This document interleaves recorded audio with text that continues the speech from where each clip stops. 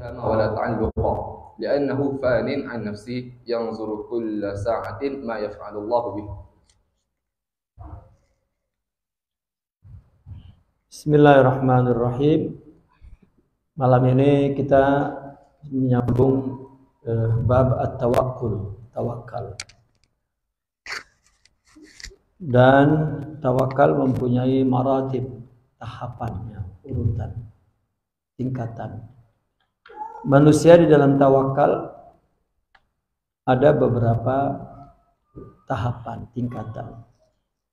Karena tawakal sama seperti maqam yang lain ya, dalam berjalan menuju kepada Allah. Maqamatis sayr ilallah. Di mana maqamat-maqamat itu juga tatadarraj maratibu, martabatnya bertingkat-tingkat. Seperti tangga, bertangga-tangga, tatadarraj.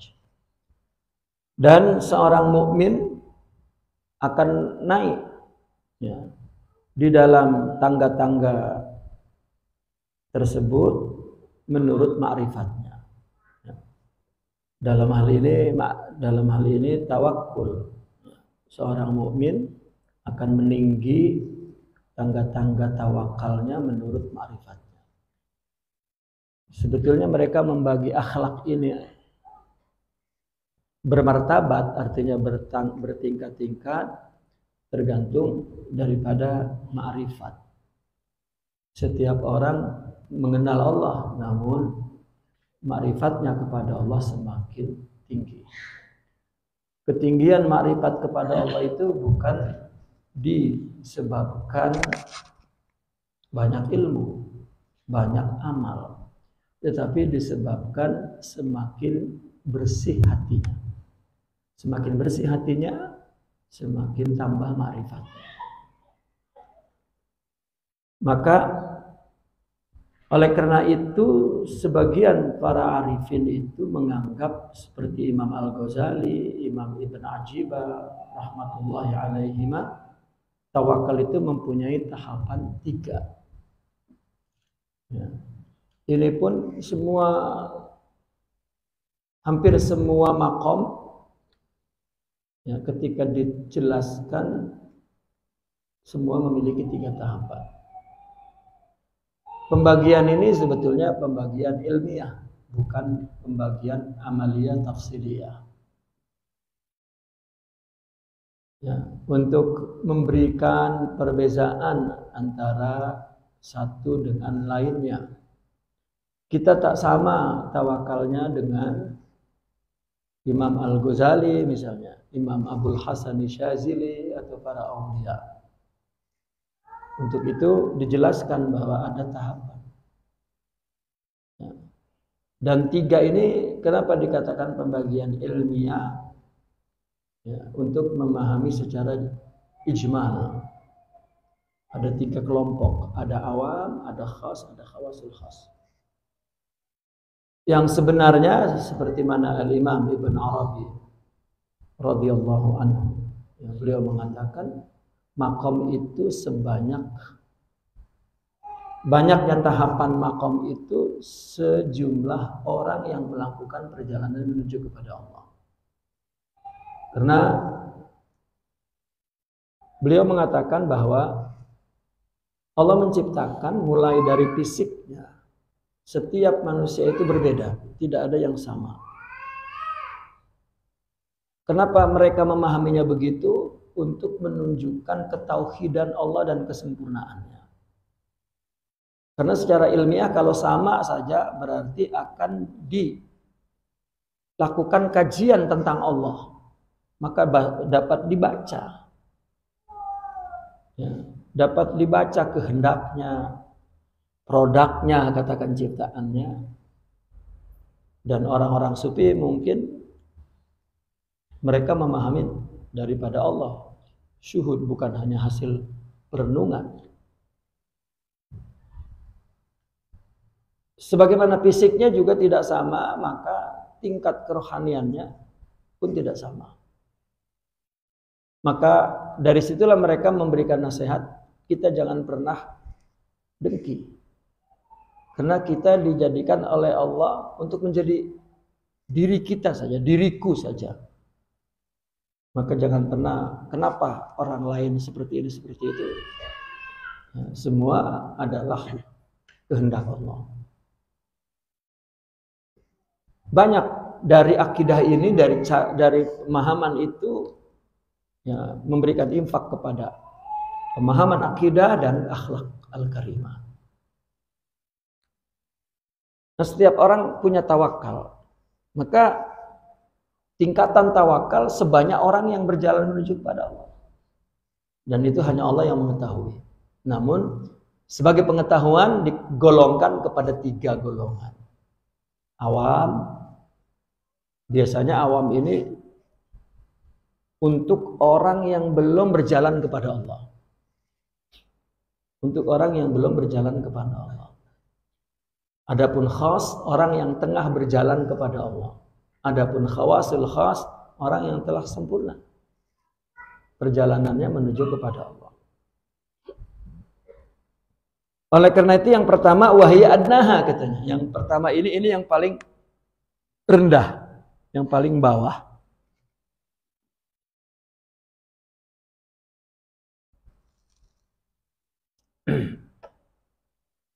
Tawakalnya apa?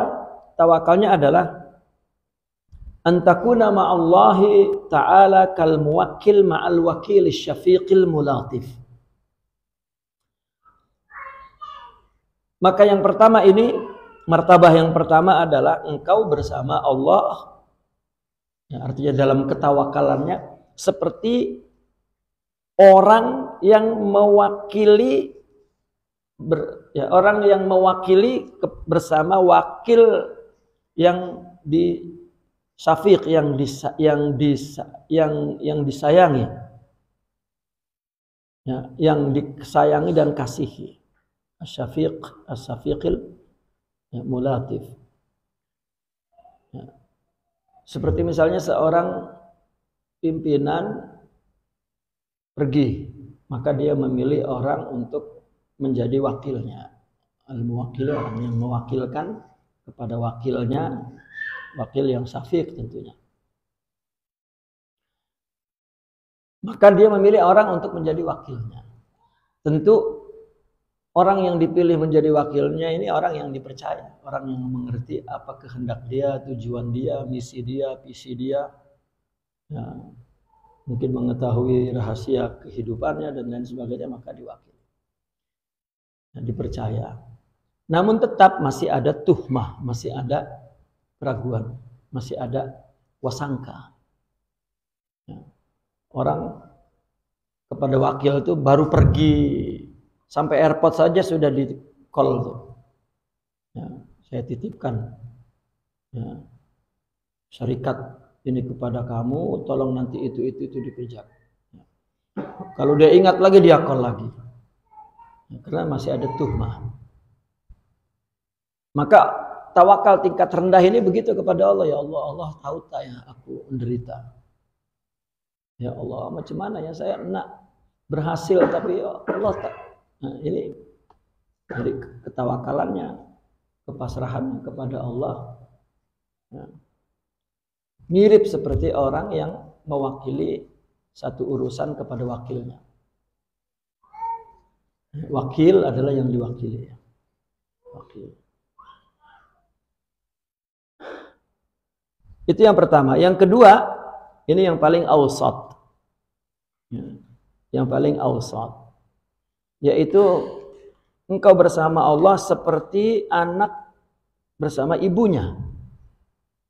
Di mana anak itu hanya merujuk untuk semua urusannya kepada ibunya saja.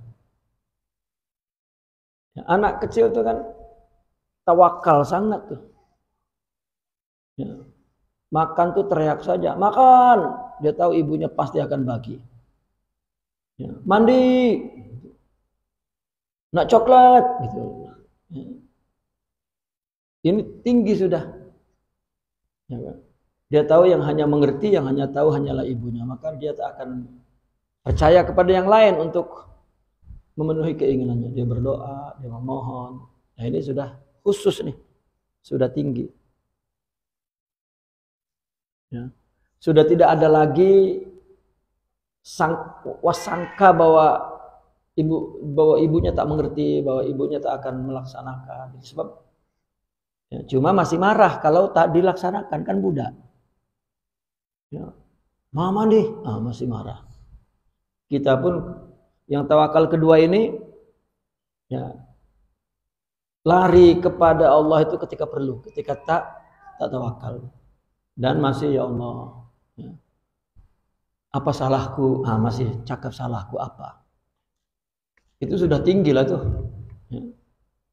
Nah, adapun yang wasalisa yang ketiga ini yang tertinggi, dia bersama Allah itu seperti orang sakit di depan dokter, orang yang dioperasi itu. Tak akan tanya, dok, pandai tak operasi dok nih? Dok, operasi sebelah sini lah, tak ada. Ya, pasrah betul. Ya. Bahkan orang dioperasi itu mungkin sudah dibius ya, dibius oleh dokter. Itu sebab di dalam tarbiyah ruhiyah ada satu penjelasan bahwa murid kepada guru itu seperti si pesakit kepada dokter. Ya. Kita pergi ke dokter itu kan memang betul-betul pasrah. Tidak ada ketakutan, kecurigaan atau ya. Karena dia pakarnya, dialah yang tahu tentang apa penyakit aku. Kita disuruh apapun oleh dokter mau karena dia pakar. Bukan mau karena kita buang otak kita. Ya. Kita buang otak kita dan buta. Pasrah begitu saja tidak. Ya. Seperti itu. Itu sebetulnya tarbiyah untuk taslim dan tawakal. Untuk tafwid, pasrah kepada Allah. Karena tawakal, tawakul, taslim, tafwid itu adalah akhlak, maqam.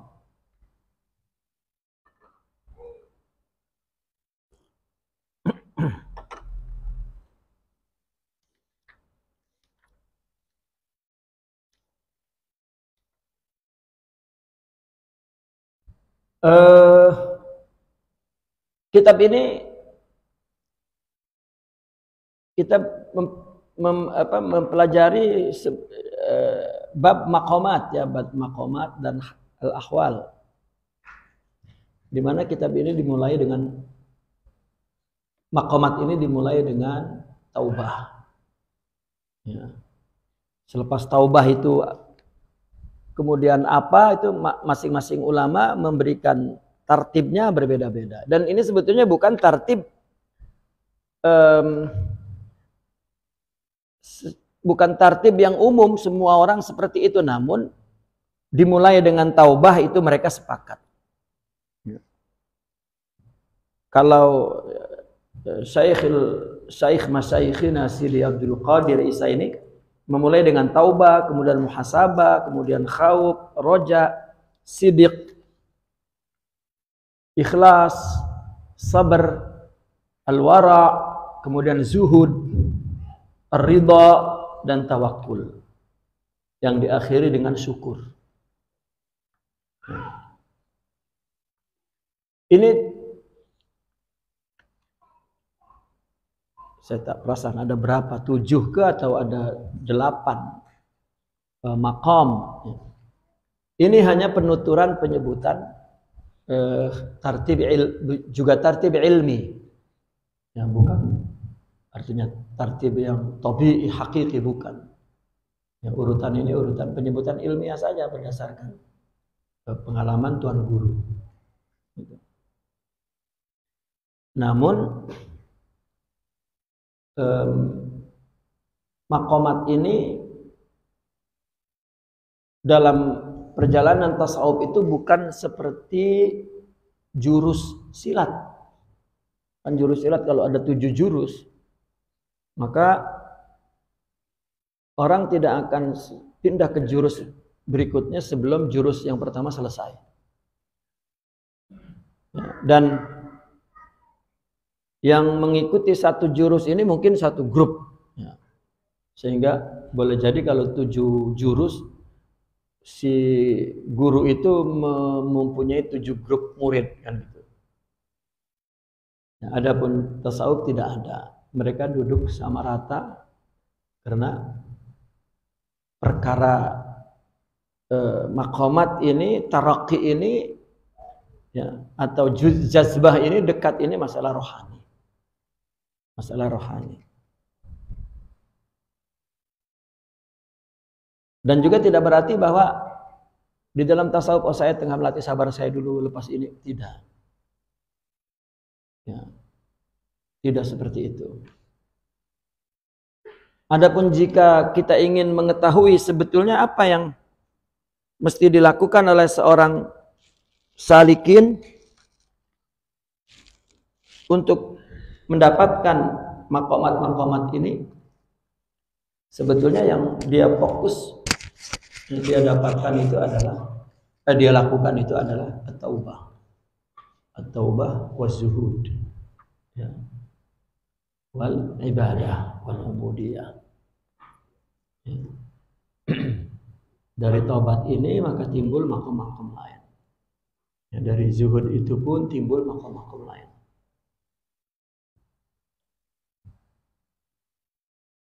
Dan perbedaan antara maqamat-maqamat ini, yang pertama, tawakalnya orang yang mewakili kepada yang diwakili. Ya, itu masih terlintas di dalam pikirannya, qad yakhturu bi balihi tuhmatun. Masih terlintas wasangka, keraguan. Tuhmah, masih menyangka Allah, ya, bila Anda mengabulkan, ya, atau menuduh Allah tidak mengabulkan. Padahal menurut agama kita, Al-Quran, Allah menyuruh kita berdoa pasti mengabulkan. Dan menurut tajribah mereka, para ulama, para aulia, tidak ada Allah tidak mengabulkan. Karena maka orang sufi membuat satu hikmah, kata-kata hikmah. Jika ada keperluan, itu sebetulnya utusan Tuhan bahwa Allah nak beri. Jadi kalau orang tak ada keperluan, tak ada rezekinya. Ya, mestinya bergembiralah ketika datang keperluan. Berarti Allah nak bagi. Perlu untuk anak ini, perlu untuk buat ini, untuk berarti Allah nak bagi rezeki.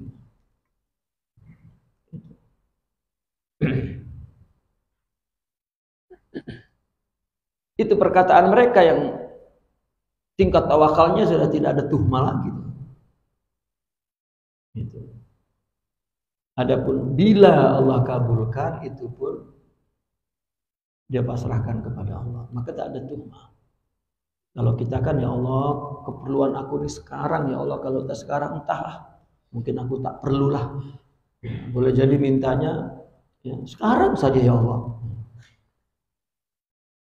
Meskipun sudah begitu, tetap saja sampai mati Allah penuhi keinginan dan keperluan kita.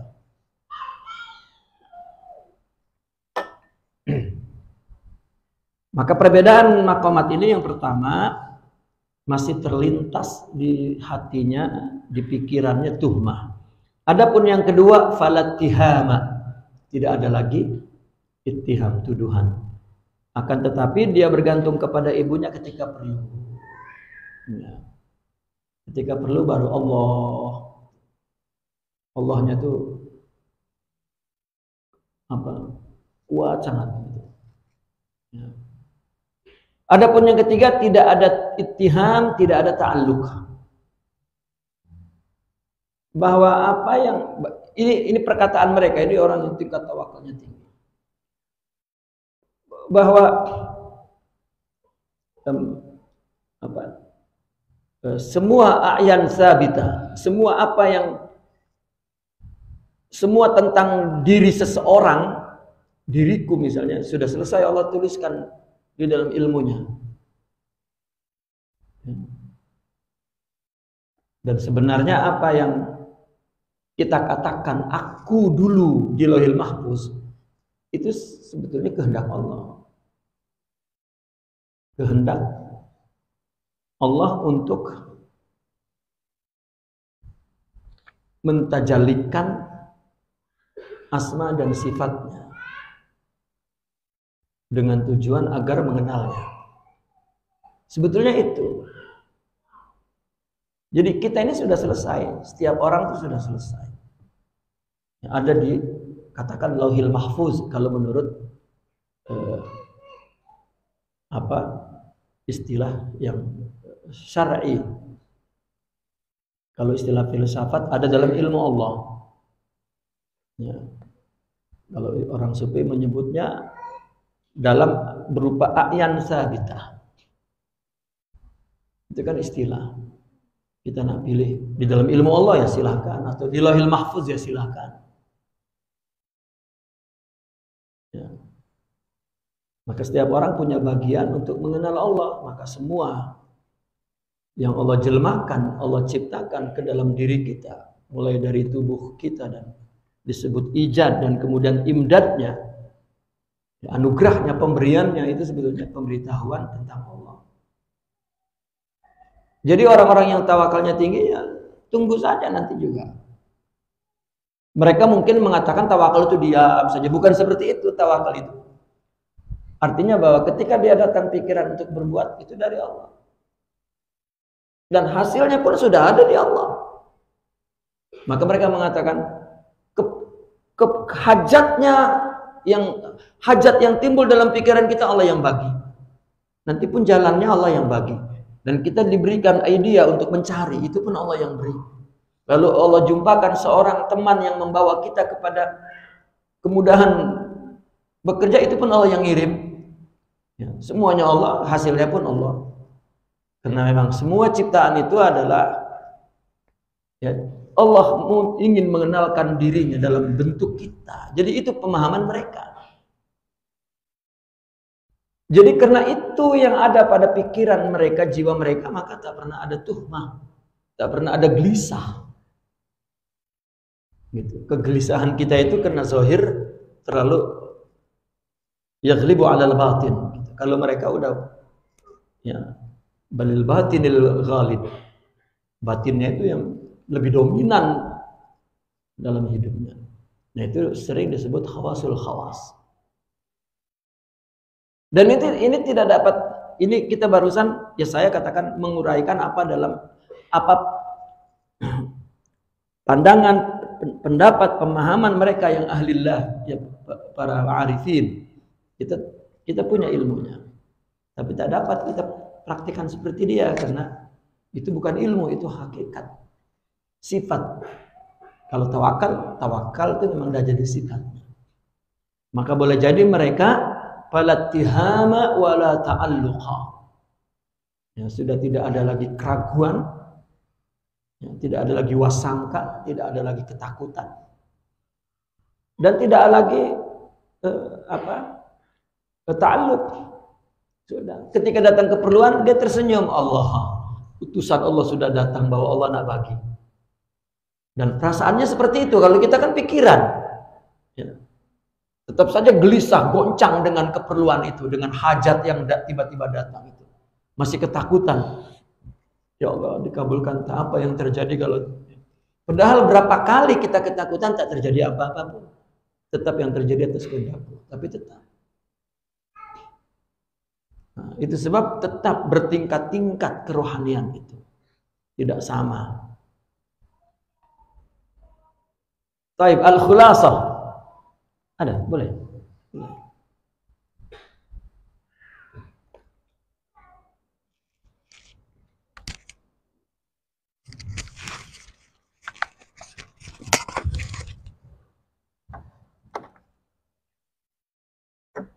قال الخلاصة إن التوكل من أعظم ثمار الإيمان والمعرفة وأهم أسباب السعادة والطمأنينة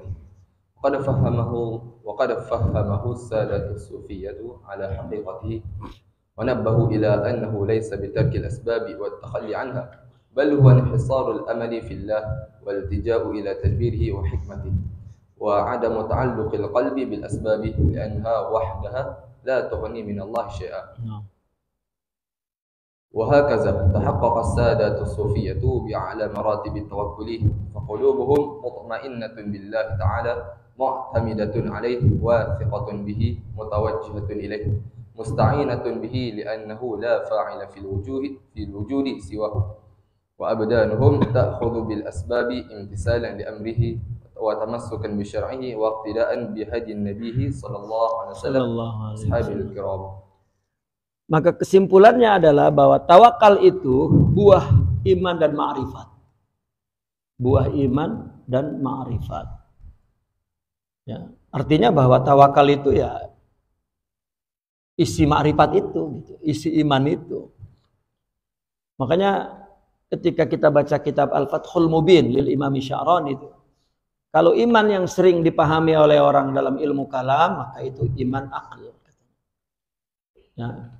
Iman masih dalam tataran akal, belum sampai ke hati. Itu. Meskipun itu sebuah tasdik, ya, tapi itu tasdik pikiran. Kalau secara ilmiah mereka menyebutnya ideologi. Ya. Kalau diterjemahkan lagi ideologi kepada bahasa Arab, asasul fikir. Dasar pikiran. Kan semua ilmu itu punya dasar pikiran. Kalau dasar pikirannya harta materialistik, maka solusi dan dan ghayah, ya, solusi dan ghayahnya dan berakhirnya kepada materi. Gitu, apapun. Ya, politik ada ideologinya, ekonomi ada ideologinya, ya, bahkan seni sastra. Ya, itu ada ideologinya, apalagi kehidupan secara agama, maka ada ideologi. Orang sering menyebut iman, percaya kepada Allah itu kan kita kuat karena kita mendapat penjelasan dari wahyu. Ya, kalau akal saja lemah, gitu. Maka akal di backup oleh iman. Seperti seorang yang duduk di pangkuan seseorang itu, maka iman memangku akal. Makanya iqra bismi rabbikal ladzi khalaq. Khalaqal insana min 'alaq. Adapun iman yang dibahas dalam tasawuf itu sudah buah-buahnya. Ya. Ridho, sabar, syukur, wara, tawakul, ya, taslim, tafwid, zuhud, ikhlas, itu buah-buahnya. Dan itu sifat di rohani. Ya. Ini yang dijelaskan oleh mereka bahwasanya tasawuf bekerja untuk menurunkan iman dari dangkal ke dalam, gitu, dari akal ke batin, ke hati. Yang diturunkan ke batin itu ya bukan informasi, tetapi adalah maqamat, bukan maklumat. Gitu. Ini iman, itulah yang bertambah ma'rifat. Ya. Kan orang bertarekat akhirnya ma'rifat, artinya orang yang bertarekat akhirnya ma'rifat. Artinya orang yang bertarekat itu adalah orang yang taroki katanya, terus meningkat. Apanya? Sifat-sifat mulianya itu, ini maqamatnya, maqam. Maka itu sebab mereka mengistilahkan maqam, di mana maqam itu tempat berdiri seseorang di hadapan Allah, bukan berdiri fisiknya, tetapi kedekatannya kepada Allah. Diumpamakan maqam itu, kalau orang dari Kedah ke Kuala Lumpur, ya, dia akan menghitung dengan hitungan stasiun misalnya, ada berapa stasiun atau ada berapa tempat perhentian. Begitu. Ya. Maka penjelasan tentang tempat penghentian atau maqamat itu penjelasan ilmiah. Tapi dalam perjalanan orang bertarekat bukan seperti orang yang sedang pergi dari Kedah ke KL, bahwa saya sudah berapa penghentian yang saya lalui. Oh, berarti udah hampir ke KL nih. Tidak. Itu hanya penjelasan ilmiah. Maka orang ketika berbicara tentang tasawuf dari membaca, katakanlah profesor tasawuf, maka keterangannya akan seperti itu, logik. Jadi tasawufnya tasawuf akli, ilmi. Gitu. Ya. Karena pada prakteknya orang bertarekat tidak berpikir tentang sampai di mana sudah makomnya, tidak. Ya. Orang yang bertarekat adalah orang yang sedang membetulkan hatinya kepada Allah. Apapun yang dilakukan untuk Allah saja. Dan itulah yang akan Allah berikan makom sebagai balasannya. Itulah yang disebut al-imdad wal-ata. Dan ada yang mengatakan nafahat, ada yang mengatakan madad. Ya. Itu istilah. Ya. Atau nur, lahum ajruhum wa nuruhum. Nah itu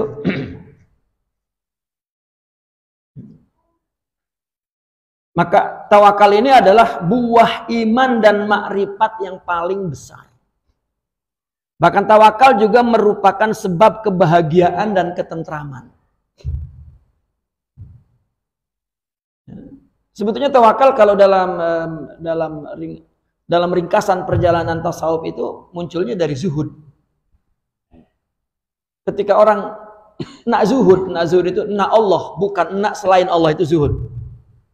Maka yang pertama membackup sifat zuhud itu adalah ridho. Ya.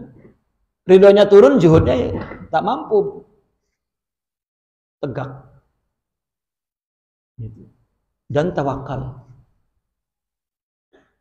Macam mana orang tumbuh sifat zuhud, tak nak dunia kalau tidak tawakal kepada Allah dan tidak ridho kepada apa yang diberi oleh Allah? Maka apabila zuhudnya sempurna, otomatis tawakul dengan ridhonya menjadi sempurna secara otomatis. Itu pun pengalaman yang ditulis oleh ulama tuh. Ya. Itu pun pengalaman yang ditulis oleh ulama dalam kitab mereka. Maka saya sering mengkritik, ya, orang sekarang bertasawuf menjauhi ilmu. Paling kurang ilmu tasawuf. Saya tak tahu, ya, dia hidup ini di zaman batu atau di zaman, ya. Lalu merujuk kepada zaman dulu.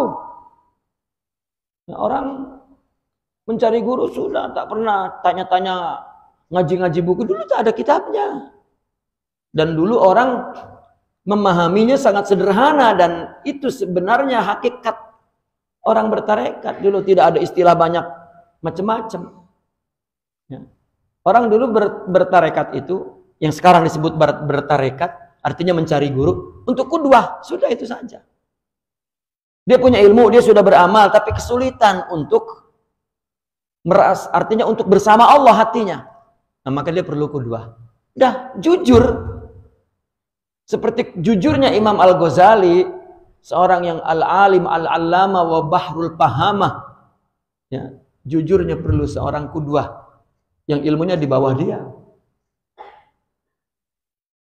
Sudah tak perlu baca kitab tasawuf lagi tuh. Ya. Kalau sekarang, ya, sudah banyak orang pertanyakan, kenapa mesti berzikir? Kenapa mesti? Kenapa? Sudah timbul fitnah. Kehidupan materialistik sudah membelenggu. Bahkan sekarang timbul satu pertanyaan yang selalu terulang-ulang, itu pertanyaan, apakah masuk tarekat itu wajib? Ya. Lalu kemudian tak perlu belajar. Nah, itu kenapa orang bertarekat masih sibuk dengan ilmu? Ya, daripada sibuk dengan bodoh, mendingan sibuk dengan ilmu. Ya. Itu sebab Imam Ahmad Zarruq itu memberikan penjelasan bahwa ciri tarekat tiruan itu ada 3. Bodoh, bid'ah, batil, itu cirinya. Bodoh, bid'ah dan batil. Batil ini adalah sya'wadzah. Ya. Apa kata Jawanya itu klenik, apa klenik di sini? Bomoh-bomoh lah gitu. Nah itu cirinya tuh. Ya. Dulu sekarang orang masuk tarekat sudah masuk pun ragu. Tak perlu ilmu. Ya, kalau dulu memang murni. Dia ingin qudwah. Ya. Dan mereka tahu bahwa semua dari Allah Subhanahu wa taala. Maka ringkasnya tawakal adalah buah iman yang paling agung. Termasuk min a'zam, termasuk yang paling, artinya ada sifat-sifat lain yang sama. Dan faktor kebahagiaan dan ketentraman yang paling aham, yang paling muhim, yang paling penting. Jika orang ingin bahagia dan tentram, tawakal. Dan para pembesar orang-orang sufi telah memahami hakikat tawakal itu. Ya. Dan mereka menyadari bahwa tawakal itu bukan meninggalkan sebab dan menanggalkan sebab. Tidak. Ya. Bukan meninggalkan juga bukan menanggalkan. Tarkul asbab wa takhalli anha, bukan. Ya. Udah tawakal aja. Ya. Tidak berbuat apa-apa. Itu kan pemahaman orang sekarang. Lu kok kenapa tawakal sangat? Berbuatlah. Allah tuh menyuruh berbuat. Jangan tawakal. Ya, hancur sudah pemahaman agama itu. Tawakal itu nanti selepas berbuat. Alamak. Ya. Macam mana nanti nak serah kepada Allah, wong sekarang saja tidak diserah. Ya, apakah nanti diserah? Ya, tidak. Cuma orang baru menyadari bahwa akhirnya ternyata Allah yang melakukan. Kenapa tidak dari awal? Sehingga dia tentram ketika dia melakukan perintah. Hidup ini kan perintah Allah. Ya. Dan hidup ini akan mengikuti sunnatullah. Bahwa kalau ke atas itu kena naik tangga. Kalau tak, terbanglah. Kan gitu. Bukan tawakalah kalau Allah sampai atas, sampai atas. Ya, bukan seperti itu. Jadi sifat tawakal itu kena kita miliki dulu, baru kita melaksanakan perintah Allah yang Allah katakan sebab. Ya. Dan orang-orang sufi memahami bahwa sebab Allah yang ciptakan, akibat Allah yang menciptakan. Jadi ketika dia melakukan sebab, itu perintah Allah. Dan dia merasa bahwa Allah memberi pahala, meskipun akibatnya atau hasilnya di akhirat diterima. Tapi dia sudah mendapat pahala melakukan sebab-sebab itu. Ya. Dan mereka menyadari wanabahu, ya. Dan mereka memberi, artinya menyadarkan, artinya memperingatkan kepada apa, bahwasanya tawakal itu bukan berarti meninggalkan sebab-sebab atau menanggalkan sebab-sebab. Bahkan tawakal itu meninhisorkan amal kepada Allah. Ya. Apa inhisar itu? Memfokuskan harapan kepada Allah, ya.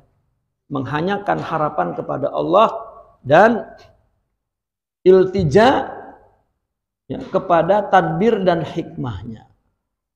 Ya, Allah lah yang mengaturnya dan Allah lah yang akan memberikan hikmah-hikmahnya apa. Kenapa jadi seperti ini? Kenapa kena buat itu dulu? Ada hikmahnya. Itu betul-betul iltija, dia serahkan kepada Allah. Dan hatinya tidak bergantung pada sebab itu. Aku sudah melakukan dengan upaya keras banyak, bukan. Kita dapat melakukan upaya yang sungguh-sungguh pun itu anugerah dari Allah. Terkadang kita tak dapat melakukan dengan sungguh-sungguh. Sakit ke, atau hilanglah kesempatan itu, atau tak paham tahu apa yang akan kita buat. Gitu. Nah, mereka hatinya sudah betul-betul bersama Allah, maka tidak ada ta'alluq kepada asbab. Ya.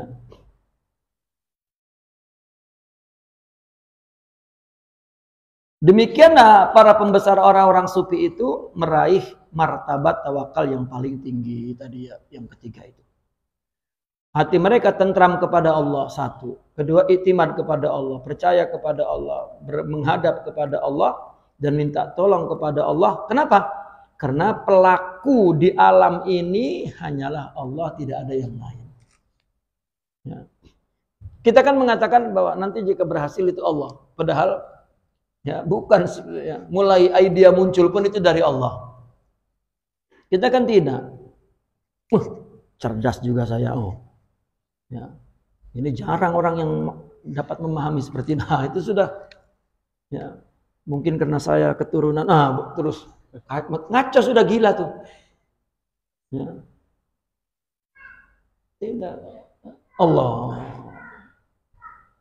Rupanya Allah hantar juga jalannya tuh. Nah, mereka orang yang memang sudah imannya tuh Allah, Allah, Allah, Allah. Bahkan mereka ya, hidupnya penuh syukur. Ya, hidupnya penuh syukur. Nah, maka ini dalam pandangan tajribah ruhiyah daripada Sadat Syaziliyah yang dikatakan oleh Sidi Al-Imam Abul Hasan Syazili, bahwasanya sifat yang paling tinggi ya itu syukur. Maqam yang paling tinggi syukur. Karena dia menyukuri semuanya. Dari A hingga Z. Dia syukuri. Bahkan dia ya, kalau mau dipanjangkan, syukur itu adalah maqam yang paling tinggi, karena ketika Allah berikan sifat syukur, tidak dapat disyukuri sifat syukur itu. Akhirnya pasrah. Ya. Itu sebab di Al-Quran dikatakan ya, wa qalilun min ibadiyas syakur. Ya. Sangat sedikit hambaku yang mempunyai sifat bersyukur kepada Allah. Nah, sedangkan jasadnya, badannya tetap melakukan sebab-sebab karena melaksanakan perintah Allah. Ya, perintah kun. Wa tamassukan, dan berpegang kepada syariat. Sekaligus tidak keluar daripada petunjuk Nabi Muhammad SAW serta para sahabatnya. Nah, apa kita baca syukur meskipun sedikit. Asyukru ta'rifuhu awrada al-ulama'u lisyukri ta'arifa katsira wa ahammuha ma warada an ba'dihim qauluhu asyukru huwa uquful qalbi ala mahabbatil mun'im wal jawarihu ala ta'atihi wa jarayanul lisan bi dzikrihi wa sana'i alaihi. Syukur definisinya, para ulama telah memberikan takrif yang banyak kepada syukur. Telah mendatangkan takrif-takrif yang banyak kepada syukur. Yang paling penting yang datang dari sebagian mereka, yaitu perkataannya syukur adalah uquful qalbi ala mahabbatil mun'im, bertumpunya hati mencintai Allah, pemberi nikmat. Jadi syukur itu hatinya hanya uquf, ya, berhadapan kepada Allah, ya, karena mencintai. Sedangkan anggota tubuhnya mentaatinya, dan lidahnya terus mengalir menyebut Allah dan memujinya. Alhamdulillah. Lidahnya begitu. Ya, dan nikmatnya dia gunakan untuk taat. Hatinya bertumpu kepada mencintai yang memberi nikmatnya, bukan nikmatnya. Dengan kata lain, kita kalau dapat nikmat, ya, hati itu apa? Ingatnya atau sedapnya itu kepada nikmatnya atau kepada yang memberi. Contoh, kita punya kekasih. Kekasih memberi kalung, ya. Saya selalu membuat contoh ini. Kalung apa? Tahu tak? Singkong. Apa singkong itu? Ubi kayu. Kan dahannya itu kan, daunnya itu kan dia ada batang yang ranting yang panjang tuh. Itu orang dulu itu dipotong, terus dipotong sedikit itu jadi kalung. Ya. Kalau orang yang pacaran masih cinta monyet itu dulu masih budak-budak, maka hadiah kalungnya itu kepada kekasihnya itu. Ya. Itu kita diberi kalung itu oleh kekasih itu, karena hatinya menghadap ke kekasihnya, ini tak ada harganya. Ya. Ya, seperti istrilah, kita belikan baju, serononya. Karena bukan bajunya. Laki-laki banyaknya tak pandai memilih. Tapi karena itu suami yang membeli, gitu. Ya, meskipun di depannya, makasih bang, di belakang, dasar lelaki kayak gitu. Ya. Tetap keseronokan itu adalah kepada yang memberi. Itu tanda bersyukur, ya. Itu istri yang bersyukur namanya. Kalau yang tidak bersyukur, berapa nih bang harganya bang? Ini dia kepada nikmatnya. Nah, kita kalau mendapat nikmat, ya, hati seronoknya kepada nikmat itu belum bersyukur. Tapi kalau seronoknya kepada Allah itu bersyukur. Nah, sehingga apapun keadaannya, jawarinya tetap mentaatinya dan lidahnya tidak berhenti terus mengalir jarayanul lisan bizikrihi wasana'i alaihi. Terus mengalir lidahnya mengucapkan Allah, alhamdulillah, alhamdulillah. Wa qala Ibnu Ajibah rahimahullahu taala, huwa farhul qalbi bihusulin ni'mah ma'a sarfil jawarih fi ta'atil mun'im wal i'tirafu bi ni'matil mun'im ala wajhil khudu'. Ya. Ini ta'rifnya ya, mesti maknanya seluruhnya. Jadi syukur itu adalah hati gembira karena mendapatkan nikmat. Di samping itu dia menggunakan anggota tubuhnya untuk mentaati yang memberi nikmat. Ya. Contoh istri bersyukur, ya, diberi hadiah, terus rumah bersih itu, makan dapur pun, ya, makanan jadi nikmat tuh. Gitu. Tapi kalau tak datang hadiah, lupa sudah bagi air kepada kita pun. Ya. Ini bersyukur itu seperti itu. Dan tidak ada hidup ini, tidak ada yang diberi oleh Allah. Semuanya anugerah Allah. Apalagi kalau memahami al-man'u ainul ata, tetap bersyukur mereka kepada Allah. Ya, tidak. Ya, bahwasanya tidak mendapat artinya tidak diberi. Dia mengatakan inilah, ya, hakikat yang sebenarnya pemberian. Sehingga orang sufi mengatakan apa? Jika keinginanmu tidak tercapai, berarti Allah menghendakimu mendapat apa yang diingini Allah. Ya. Nah, ini mereka yang memang sudah memiliki maqam di sisi Allah, maka tidak ada yang tidak Allah. Nah, paling kurang hatinya gembira ketika mendapatkan nikmat, dan sebagai tanda syukur maka anggota tubuhnya terus mentaati kepada yang memberi nikmat. Di samping itu juga mengakui, ya, kepada nikmat Allah itu, yang memberikan nikmat itu secara khudu. Ya, dia punya pengakuan bahwa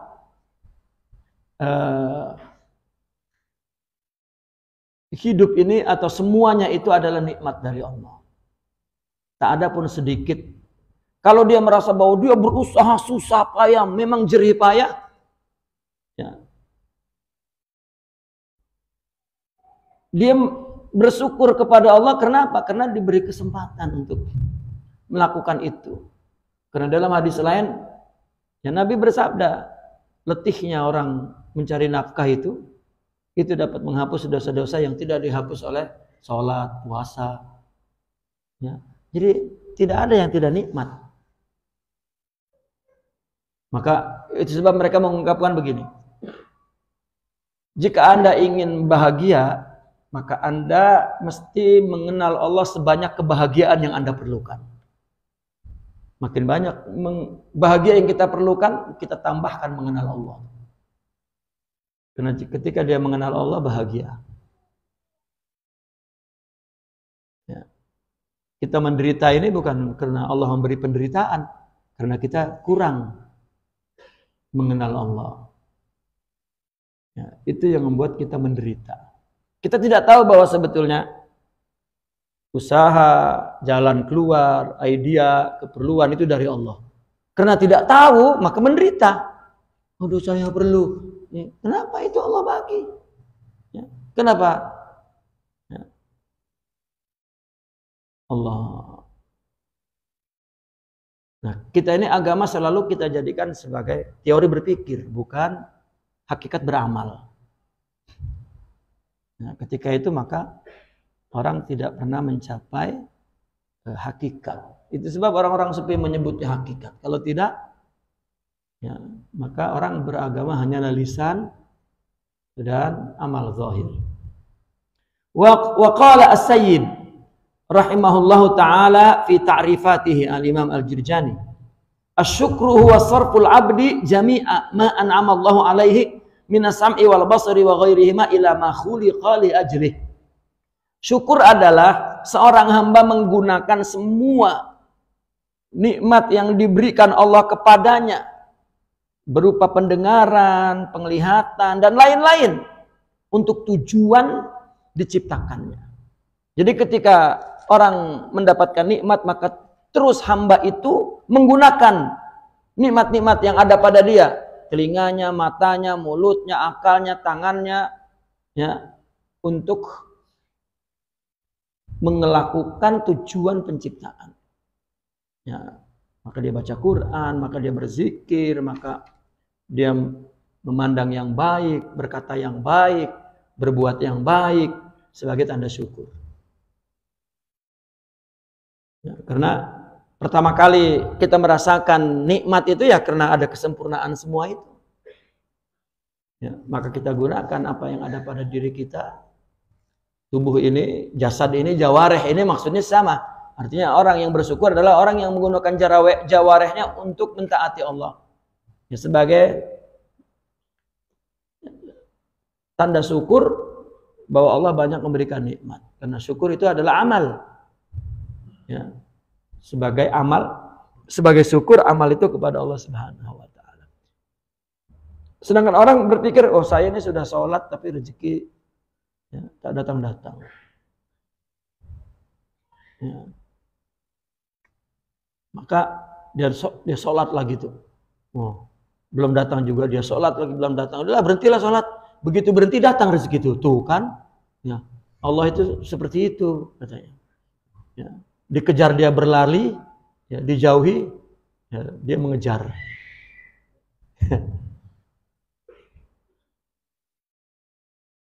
Wa min wa qala al-'allamatu Ibnu 'Allan As-Siddiqi rahimahullahu taala, asy-syukru al-i'tirafu bin ni'mah. Syukur itu mengakui nikmat dari Allah. Ya. Dan mengakui bahwa tidak ada yang tidak nikmat, semua nikmat. Wal qiyamu bil khidmah, dan melaksanakan dengan khidmat ibadah. Ya. Faman kasura dzalika minhu summiya syakura. Barang siapa yang banyak hal itu ya, daripadanya dari orang itu, maka dinamakan dia seorang yang syakur, banyak bersyukur. Ya. Sedikit-sedikit Allah dari Allah. Padahal dia sudah bersusah payah, tapi Allah. Ya, terus nikmat yang dia terima itu dia jadikan jalan untuk beribadah. Itulah wal qiyam bil khidmah. Jika terus melakukan seperti itu, maka dia telah dinamakan syakur. Orang yang bersyukur. Orang yang banyak bersyukur. Syakur itu orang yang banyak bersyukur. Sangat, ya, karena mubalaghah, ya, sangat bersyukur. Wa min thamma qala subhanahu wa qalilum min ibadiyasy syakur. Sedikit, ya, sangat sedikit hambaku yang bersyukur. Wala yakhfa anna ni'amallahi ta'ala ala ibadihi a'zamu min an tuhsa wa aktsaru min an tu'ad. Qala Allah Ta'ala wa in ta'uddu ni'matallahi la tuhsuha. Dan jelas bahwa nikmat Allah kepada hambanya, ya, terlalu agung untuk dihitung, ya, dan terlalu banyak untuk dibilang. Ya, tidak dapat. Bahkan Imam Al-Ghazali itu dalam Ihya mengatakan, kalau kita mau menuntut Allah karena kita melaksanakan amal Allah, Allah akan menuntut satu persatu anggota tubuh kita yang Allah berikan, yang telah kita gunakan secara percuma tuh. Ya, kalau Allah minta bayarannya, ya, orang yang beribadah itu adalah orang yang diberi hadiah, apa hidayah, dan hidayah itu anugerah yang terbesar. Ya, itu sebab orang jika ibadah yang benar karena Allah, untuk Allah, maka dia akan mengenal Allah. Sehingga dia menjadi orang yang tentram hidupnya. Kenapa? Karena dia berada di dalam haziratullah. Ya, berada di dalam ruang tetamu Allah. Sampai begitu mereka mengungkapkan tuh. Ya. Anda jika bertamu di orang yang kaya raya dan sangat dermawan, ya, tidak berpikir ini lama sangat tuan rumah ini keluar air. Siapa tahu sedang menyiapkan, ya, banyak makanan kan? Gitu. Itu tuhmah. Kita kepada orang yang kaya dan dermawan tidak tuhmah. Ya. Tunggu nih. Ya. Keluar semua makanan nih. Ya. Dan kehidupan kita sekejap saja dan kemudian di akhirat. Bahkan orang-orang yang kayis mendana nafsahu wa amila lima ba'dal maut. Ya. Ternyata para wali itu ketika beramal tidak mau dibalas di dunia. Tidak mau dibalas di dunia. Dia mau dibalasnya di akhirat. Kalau kita kan mau dua-duanya kan. Ya. Rabbana atina fid dunya hasanah, kaya, senang, wa fil akhirati hasanah, surga, wa qina adzabannar, tidak di neraka. Dia mengira seperti itu. Ya. Wa yumkin taqsimun ni'am ila salasati aqsam ra'isiyah. Dan nikmat ini dapat dibagi kepada 3 bagian yang pokok, yang utama. Pertama duniawiyah, kasihati wal afiyati wal malil halal. Ya, nikmat yang bersifat dunia, sehat. Itu kita sehat banyak sangat tuh. Dikasih sakit sedikit, oh, ya, sudah menderita. Wal afiyah, dan kewarasan. Ya. Waras, afiyah, afa. Selalu Allah menghibur kita padahal ada kesusahan, ada saja jalan kebahagiaan, jalan obat untuk menambal kesedihan. Ya. Ada rasa kekurangan, ada saja satu hal yang menutupi kekurangan itu. Ya. Dan meskipun sakit, tapi kita masih mampu melakukan sesuatu. Dan harta yang halal itu dunia. Yang kedua, diniyah agama, amal. Itu nikmat dari Allah. Kita dapat beramal. Bukan ya Allah, aku kan sudah beramal. Alamak. Ya. Kemudian ilmu Allah yang memberi. Ya, meskipun kita susah payah menghafal, dimarah, ya, dirotan. Ya. Sudah dirotan belum pelajarnya? Ya. Belajar itu kalau belum di rotan itu belum punya akal yang nabi, ya, belum punya akal yang cerdas. Ya. Wa taqwa dan taqwa wal ma'rifah dan ma'rifah billah ini nikmat ya Rabb. Wa ukhrawiyah kasawabi 'ala al-amal salih al-qalil bil ata'il jazil. Coba. Di akhirat itu seperti pahala amal soleh yang sedikit tetapi balasannya melimpah-limpah. Iyalah amal kita itu sedikit sebetulnya. Ya, amal ini kan biniat yang diterima oleh Allah sedikit sekali. Tapi balasannya Allahu Akbar. Maka orang-orang yang menghitung amal, amal saya sudah banyak sangat. Ya. Padahal anugerah dia beramal. Ya, kalau Allah minta bayarannya, nak buat apa lagi tuh? Wa ajalun ni'am ad-diniyah allati yata'akkad asyukru 'alaiha ni'amul Islam wal iman wal ma'rifatu billahi wa min syukriha i'tiqadu annaha minnatun minallahi ta'ala bila wasitatin wala haulin wala quwwatin.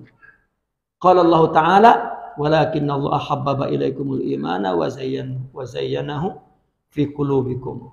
Wa qala Ta'ala walaula fadlullahi alaikum wa rahmatuhu ma zaka minkum min ahadin. Dan nikmat agama yang paling agung yang allati yata'akkadu syukru 'alaiha, yang ditakkidkan, yang dikuatkan bersyukurnya apa? Ni'amul Islam. Itu nikmat agama yang paling wajib disyukuri itu. Yang akid, yang pasti sangat untuk disyukuri. Allah menciptakan kita dan meletakkan kita sebagai orang Islam. Sudah. Karena dengan Islam inilah tadi cerita tadi itu semua tuh. Menderita saja Allah bayar di akhirat. Orang Islam itu ya, menderita saja Allah ganti. Ya. Sampai mati tuh sekarat kesakitan itu banyak dosa yang dihapus. Itu Islam saja. Itu nikmat Islam. Ya, maka Al-Imam Ibn Arabi mengatakan jika orang mengerti nikmat Islam sebetulnya dia akan terhapus semua rasa derita, kecewa, merana, duka, lara, hilang dah. Karena Islam. Ya. Artinya bahwasanya jalan kebahagiaan itu Islam. Tapi kenapa realitanya orang Islam justru tidak menderita? Tidak bahagia, selalu menderita. Padahal obat kebahagiaan itu Islam itu. Tapi kenapa tidak? Nah, karena orang masih berfokus kebahagiaannya kebahagiaan materialistik, hawa. Ya. Atau kebahagiaan psikologi. Orang dipuji-puji, seronoknya, kalau dicaci, menderita. Itu kan semuanya kebahagiaan psikologi. Perempuan dipuji-puji laki-laki, padahal kan bohong. Tapi bahagianya luar biasa. Ya, dia enak itu. Ya. Atau kebahagiaan indrawi. Ya. Mata tengok suara dengar gitu. Ya, istri cantik, itu umur 20 tahun, kalau umur 80 tahun ya, menderita tuh melihatnya. Ya, itu sebuah kebahagiaan akan hilang bersama fananya objek-objek kebahagiaan itu. Ya, tapi kebahagiaan yang ada di hati, makrifat, ilmu mengenal Allah, baru dia akan melihat betapa Islam itu jalan kebahagiaan. Di mana Islam jalan kebahagiaannya? Di makrifat itu. Ya, kebahagiaan yang abadi, yang tidak terusik oleh apapun. Ya, wal iman wal ma'rifah billah. Dan salah satu mensyukurinya, meyakini bahwa semua itu dari Allah. Bukan saya karena keturunan ini, keturunan itu, karena saya ya alim, karena saya pelajar pondok, karena saya tidak. Tapi minnatun minallahi bila wasitah. Bukan karena kita mengaji, bukan karena kita belajar, bukan karena kita sungguh-sungguh. Karena sungguh-sungguh Allah beri. Ya. Allah beri. Waktu, kesehatan, kecerdasan Allah beri. Dan kesungguhan guru yang mengajar itu pun anugerah dari Allah. Ya. Ramai orang nak belajar tak ada guru. Ramai juga guru nak mengamalkan ilmunya tak ada murid. Dan semuanya nikmat. Guru bagi murid, murid bagi guru. Semuanya nikmat dan itu ibadah anugerah dari Allah. Jadi jangan kita tarik, oh ini jasa saya, ini adalah berkat saya. Minnatullah. Itulah Islam, iman, dan ma'rifah. Wa min syukriha i'tiqadun annahu minnatun minallahi ta'ala bila wasita. Karena aqrabuhum ilallah anfa'uhum li'iyali ayli khalqi. Orang yang paling serupa kesempurnaannya Allah berikan dengan kesempurnaan Allah. Orang yang dijadikan oleh Allah, ditajalikan oleh Allah sifat-sifat Allah untuk memberikan manfaat kepada makhluk yang Allah ciptakan. Jadi itu mulia. Dan itulah Islam, itulah iman, itulah ma'rifat. Itu sebabnya Allah berfirman, akan tetapi Allah lah yang membuat kamu suka kepada iman dan Allah pula yang menghiasinya di hati kamu. Kalau tidak ada karunia dan rahmat Allah, ma zaka minkum min ahadin. Ya. Tidak ada zaka seorang pun yang zaka minkum, yang bersih, ya, yang mensucikan. Minkum daripada kamu min ahadin. Ya. Semuanya karunia Allah. Ya. Semuanya rahmat Allah. Tak ada siapapun yang merasa dirinya hebat, merasa dirinya bersih, merasa. Ya. Semuanya fadlullah wa rahmatuh. Itu sebab Al-Quran juga mengajarkan kalau ada nikmat, hadza min fadli Rabbi. Naqifuna walhamdulillah. Al-Fatihah.